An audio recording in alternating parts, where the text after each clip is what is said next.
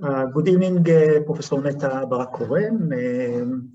I'm happy to have you with us in a series of short video on new papers in regulation and governance. And this is a new paper by you, the second one in regulation and governance, called Behavioral Responsive Regulation, bringing together both the responsive regulation approach and the behavioral public policy approach. The paper was written by yourself, Netta Barak-Corren, and Yael Kariv-Teitelbaum, both from the Hebrew University of Jerusalem Faculty of Law. So thank you very much for coming with us or being with us today, Netta. And can you tell me what the paper is about? Sure. And thank you very much for inviting me, and I'm very pleased to represent here both myself and Yael Kariv-Teitelbaum, who wrote this paper with me. So really at the origin of this paper, the paper stems or originates from a series of conversations Yael and I were having probably 1 year or 1.5 years ago, that stemmed from the earlier paper I published in Regulation and Governance that we talked about. So I refer the audience to our previous recorded conversation about how to make regulators in today's much more complex world truly responsive to the very diverse audiences that they seek to influence and to gain cooperation and to gain the cooperation thereof. And so I wrote an individual paper on the challenge of regulating for social integration, and which harnesses both responsive regulation and behavioral science to study the question of multicultural regulation. And Yael is a researcher of regulation in broader contexts. And when we were having conversations about this original paper, we realized that there could be broader contribution here beyond the context of regulation for integration, to the idea that responsive regulation on the one hand and behavioral public policy on the other hand could collaborate, could have some kind of fruitful interaction, which is larger than in the specific context that I was studying it, the context of regulation for integration. And that there is really a really interesting opportunity to reflect on two theories that have contributed so much to how regulators and policymakers think about public policy and regulation, but really have not interacted substantially before. So we're talking about two theories that share both ambitions and some assumptions, but also differ substantially. And maybe it's a good time to talk a little bit about these theories. Yeah, please, maybe you start with responsive regulation, briefly. Sure. Right. So the project is really about comparing and synthesizing both kind of approaches. So let me start really with responsive regulation. So I'm going to share my screen just for one slide for now. And what we're gonna see in a minute is something that's very familiar to readers of regulation governance. This is the responsive regulation pyramid, sometimes called the enforcement pyramid or the regulatory pyramid. And the key idea of responsive regulation, or the key idea for which responsive regulation became famous, is the idea that regulators should gradually match their responses to how regulators behave. So they should start right here at the bottom with persuasion and consultation techniques. And then if that doesn't work and regulators do not comply, regulators should advance to issue warnings. And if that doesn't work, they should implement civil penalties. And if that doesn't work, then really the harsh vertex of the pyramid, you have coercion, criminal penalties. And this idea has become very influential because it really captured the true phenomenon in which regulators first have many ways to respond to regulators, and that it makes sense for them to implement them gradually from lenient to harsh. But as we know now from decades of research on responsive regulation, this approach has both pros and cons, so advantages and disadvantages. The pros are that it's flexible, so it allows much needed flexibility for regulators. It fits long-term relationships which are really repeated games between regulators and regulators, where sometimes you need to use one tool and sometimes you need to use another tool, and you establish reputation and so on. And it avoids over-regulation. So regulators do not need to, climb right ahead to criminal penalties or to penalties at all. They can start with persuasion, and that really avoids over-regulation. But there are also cons, and perhaps the most fundamental at this stage, at least we think, is that this approach, the effectiveness of this approach, really lacks solid empirical support. It was also criticized by some regulators and some scholars that it has high costs of implementation. They might not be as effective in fostering cooperation and compliance. And again, there haven't been many studies that actually study that sufficiently, whether it has been effective or not in that. And there have been also more ethical concerns about arbitrariness, inequality, and the concern for regulatory capture. That is, that regulators will stick too much at persuasion, will not actually advance to those upper levels of the pyramid, even when it's needed to advance there. So that's responsive regulation. And of course, this idea has been super powerful. And one of the key motivations was really to offer a third way between not regulating at all, just having a free market free of regulation, and regulating too much. So here enters behavioral public policy. So super interestingly, responsive regulation was envisioned by Ayers and Braithwaite in 1992. But then in 2008 enters another that happens to be a very influential theory into the marketplace of ideas, which is behavioral public policy, authored by, again, a pair of, a legal scholar and an economist, Cass Sunstein and Richard Taylor. And the motivation is again identical, to find and offer a third way between regulating too much and regulating too little. But the idea is different. So the idea now of behavioral public policy, and I'll share my screen again. Please. So the idea now is that if regulators want to influence regulators and make them accept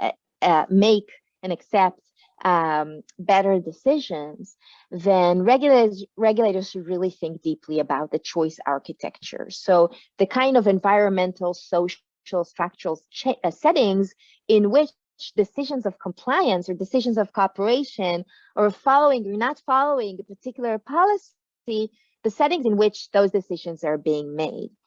And the idea here is that if regulators want to achieve a particular goal, for example, to get people to pay their taxes, a very important goal for many regulators, responsive regulation has dealt a lot with this kind of goal itself. The groundbreaking studies of Valerie Braithwaite, for example, we can all think about them.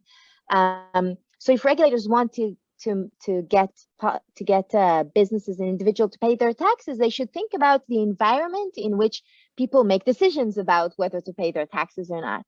And there, behavioral public policy relies on behavioral science and behavioral economics more generally and draw insights from a lot of, perhaps thousands by now, of experimental studies that checked and examined various interventions that help people make certain decisions. For example, what behavioral public policy suggests is many people may not pay their taxes, not necessarily because they have some kind of strong incentive against paying their taxes, but because it's burdensome and people forget. And if you don't remind them, or if you don't provide them the right incentives to do that, they will not do that, not because they have any strong objection, but because life is busy and life is complicated, and oftentimes regulation is too complicated for people to understand. So we really need to design better choice environments if we want people to pay their taxes.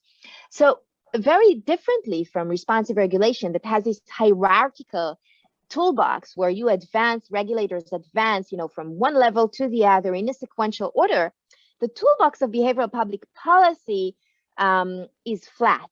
So essentially, behavioral science has developed lots of interventions, from reminders that I noticed, and implementation intentions, which is like a field of the literature which helps people follow on their intentions and implement them, to framing, to using social norms to encourage conformity, simplifying forms, triggering loss aversion, using default rules, lots of behavioral methods that have been found influential and effective in encouraging decision making. And essentially, the prescription from behavioral public policy is to study the specific policy and find what intervention is most helpful and just apply it. There's no hierarchy here. It's a flat toolbox with lots of ways. And what's really one of the key advantages of this approach is that it's evidence-based. So it has, we can really think about it as something that has been developed bottom up.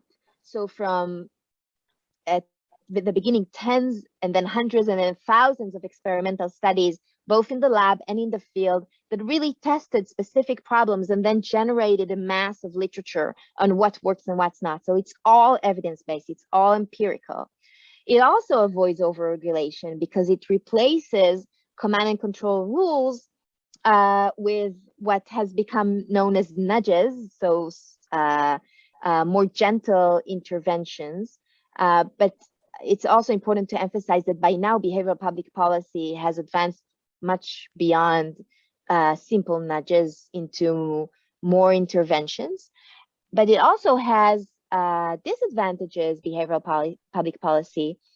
And this time, I think probably the most important concern that has been raised is ethical, and that is that we actually trick people into compliance and we manipulate them by drawing on all kinds of cognitive limitations and things that most people are not aware of. For example, their forgetfulness or the impact of default rules on decision making.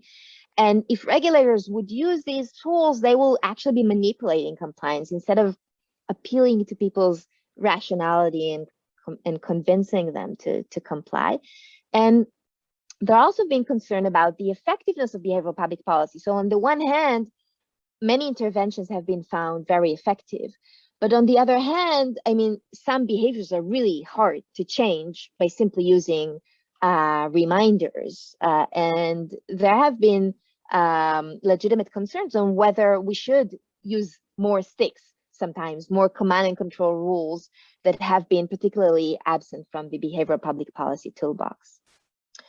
So these are the two theories that Yael and I are looking at. And I think what should be clear by now is that we have two very different approaches that actually try to tackle the same problem of regulators, of rule makers and rule takers.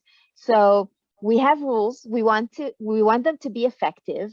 We also want them to be ethical. There are issues with every kind of regulation there that we want to tackle in advance to make the best case possible in democratic liberal societies.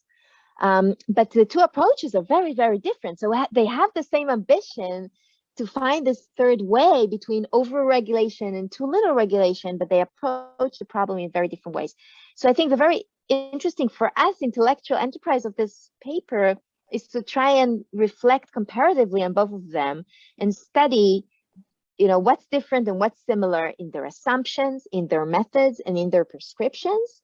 So this is the structure of the paper. We compare each of those, and then to experiment with what a synthesis can look like. And our main takeaway is that each approach is limited on its own, and there could actually be a lot of potential in trying to harness and synthesize them, because each approach has its own disadvantages and its own advantages that can, in many ways, cover up for each other.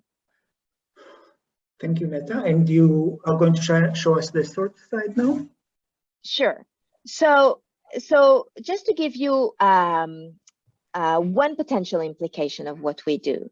So here is the responsive regulation pyramid that you have now been familiar with from the previous slides. What does it mean to merge these two theories? What does it mean for us to synthesize the two approaches into what we call behavioral responsive regulation? So if we start with the pyramid, the first thing that a synthesized approach can add to the pyramid is another basic layer that we call design for compliance. So even before, as a prior step, before regulators start to persuade and then to issue warnings, the first thing they should do, that behavioral public policy teaches us, is they should really think deeply about the environments they create for compliance. So you could save yourself as a regulator a lot of efforts that you invest in persuasion if you just design simpler forms, the right default rules where defaults are legitimate and effective, and create the right settings to help people follow the rule. And there's a lot of advantages for this basic layer, because once you implement it, and if you do it correctly, then you need to persuade less people at the second step. So you can save your efforts, you can save your resources as a regulator and invest them elsewhere if you design this proper prior layer effectively. And then the second step, we also argue that at each level of the pyramid, not just at this first level of design for compliance, but at each level of the pyramid, regulators can implement behavioral insights to make each level of the pyramid more effective, and also we argue more ethical and legitimate. So for example, when regulators want to persuade regulators to comply, then they can use the behavioral tools of framing and social norms for their advantage in helping persuade regulators to comply. When regulators issue warnings, then behavioral scientists have studied how to make warnings more effective. For example, by emphasizing the audit rates or the random chance that you will get audited, or by emphasizing the sanctions if you don't comply. And even at the upper levels of the pyramid, when regulators reach the point where they issue penalties, then behavioral scientists have also studied these questions. And we know that even at the level of penalty, you could make people more compliant with penalties. For example, if you issue reminders, if you design the right incentives for compliance with penalties, etc. And in the paper, we go through a very detailed implementation of these ideas in the context of taxes. So applying behavioral responsive regulation in the context of tax compliance and non-compliance. And what you get here is a framework that is both significantly more expansive in the kind of toolbox it allows regulators to use, but is also more ethically constrained, because once you apply behavioral tools in a responsive framework, which is about repeated interactions with regulators, then the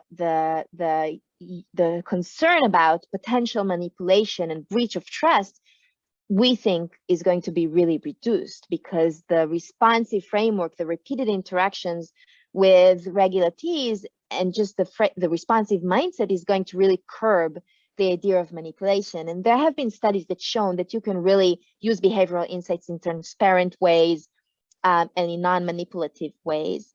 And also, ethical concerns about responsive regulation being arbitrary, being captured, are also mitigated by using behavioral insights, because if you start each level of the pyramid by applying across the board behavioral tools, then that is a more equal treatment of regulatees that help mitigate to some extent the concern that regulators will just use arbitrarily different methods for different regulatees. And I could talk a lot more about that, but there is much more in the paper about how to do that. Yeah. Okay, so we will read it in the paper, but also I'd like to ask you one last question. Wouldn't you say that when you go to war, say regulation, taxing, integration, vaccination, you want to use all instruments that you have, and in this sense, the combination of the two theories that you that you brought up might be, let's keep, maybe it's a good idea to keep them separately, at least on part of the aspect separate, and to use all of them at the same time in order to get the social goals, especially when they are very, very problematic, like vaccination, compliance during the corona, social distancing, and so on. So, did you think about it as separate? Let's keep them separate and use them both at the same time? So it's interestingly, I think that you can gain from the synthesis more, I would think, than if you'd keep them separate. So first, I mean, just practically, I think it would be very difficult for a regulator to be, on the one hand, in the mindset of responsive regulation, not thinking at all about behavioral tools, and on the other hand, to be only using the mindset of behavioral public policy, not thinking at all about responsive tools. And to some extent, I think that regulators who try to use the two approaches in separate might be finding it harder than regulators who will try to synthesize them. And it's both because each approach has its own blind spots. So you might just not find the right tools if you want to pursue it that way. And also because, I mean, these are very different mindsets. That's why we invested the labor in developing the synthesis, because behavioral public policy scholars really do not think about themselves in responsive terms. And responsive regulation scholars really do not think about themselves in behavioral terms. So it could be a situation in which, the right hand is doing something that the left hand does not know what to do with. And that this could create inefficiencies and confusion of its own. But I do think that we can gain a lot by synthesizing them. So, for example, think about the vaccination problem. So Yael and I thought a lot about it, actually. So the vaccination problem is currently being dealt with primarily, at least in Israel, in behavioral terms, I think. So we see campaigns that call the public to go and get the vaccine. We see lots of efforts to try and use social norms to try and press psychological buttons about the benefits to yourself and to other of vaccination. Perhaps not enough behavioral tools are used. I mean, we have behavioral studies on the advantages of using reminders or sending people text messages that, that an appointment has been reserved specifically for them, and that has been found to encourage vaccination as well. But I don't think that the responsive approach has been applied so far in Israel almost at all. And the responsive approach, at least if you take seriously responsiveness, would really require health regulators to engage with people who are hesitant about taking the vaccine or object to the vaccine on ideological grounds and try to persuade them to get the vaccine. So that would require regulators to call individually each of the 1 million people who hadn't got the vaccine and could have, and the system is not doing that. It's not doing that for good reasons. It's really costly, right? What if we would have merged the two approaches? Then we would start, we could narrow the pool of people that we need to contact by using more behavioral insights. So utilizing more of those interventions that we have found to be effective in encouraging people to get the vaccine. And then we would need to study the motivations of people not to get the vaccine and then address them responsively, but on a narrower pool of vaccine hesitance or resistance. So I think, just thinking about it from a merged approach is really helpful for health regulators in their efforts to increase vaccination rates. Yeah. Thank you very much, Netta. The paper itself, again, is called Behavioral Responsive Regulation, bringing the two theories together. And thank you very much to you and to Yael, and good luck. Thank you very much, very much.